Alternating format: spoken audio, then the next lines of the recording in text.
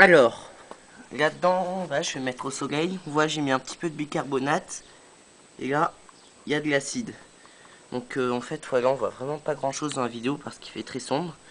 Mais si je verse un petit peu d'acide dans le bicarbonate, voilà, on voit, ça bulle beaucoup et ça chauffe pas. Et cette bulle, apparemment, c'est du CO2.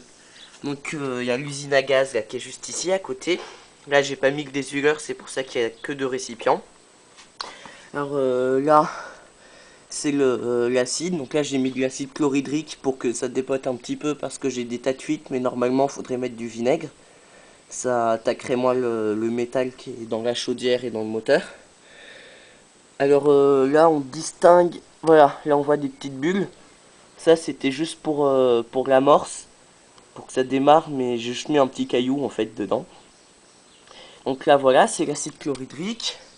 Donc là-dessus, il y a un bouchon, il y a deux sorties. Alors la sortie, celle-là, en fait, normalement c'est une soupape, mais là, comme soupape, j'ai juste pris un tuyau en plastique que je pince. Moi, dès qu'il y a trop de pression, ça fuit un petit peu, donc ça remplace un peu une soupape. Ensuite, si on continue ici, là c'est une vanne Lego. Donc là, je l'ai juste ouverte en fait. On n'est même pas obligé de la mettre, cette vanne-là. Et là, cette vanne, ça tombe dans le deuxième récipient. Ah, dans ce deuxième récipient, j'ai mis le fond de bicarbonate que j'avais. Alors j'ai complété un petit peu avec des cailloux pour faire pas mal de hauteur parce que ma mère elle est pas trop contente que je lui prenne tout son bicarbonate. Ouais, donc quand c'est amorcé, là il y a une pression au début qui est plus élevée dans cette bouteille-là que dans celle-là. Donc il y a de l'acide qui va remonter, qui, qui va descendre et réagir avec le bicarbonate qui est là. Ça va faire de la pression elle va être encore plus élevée ici. Et donc là c'est l'air qui va passer dans ce sens-là. Et ça va faire des bulles au niveau du tuyau noir qui est ici. Donc là je vais ouvrir la vanne de sortie un petit peu pour faire baisser la pression du deuxième flacon. Et on va voir que il y aura des bulles.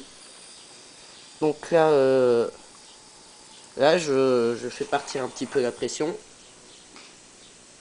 Mince. Par contre, je viens de réaliser, mince.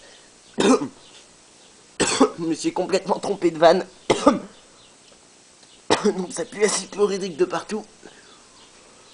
Donc, attends, je vais le faire avec la bonne vanne, ça va être mieux. Voilà. Là, ça enlève du CO2. Ah, donc la pression tombe.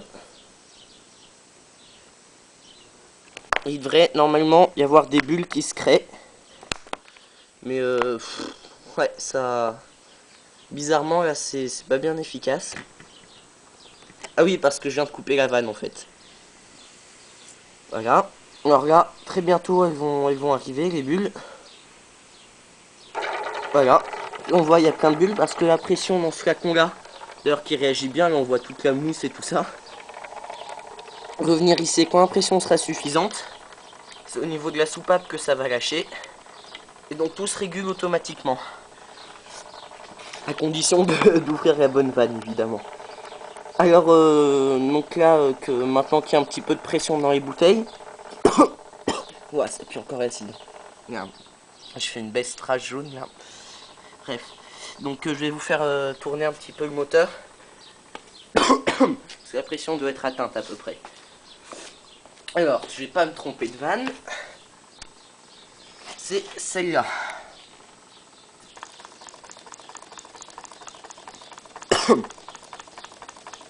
Voilà, donc le moteur il tourne là.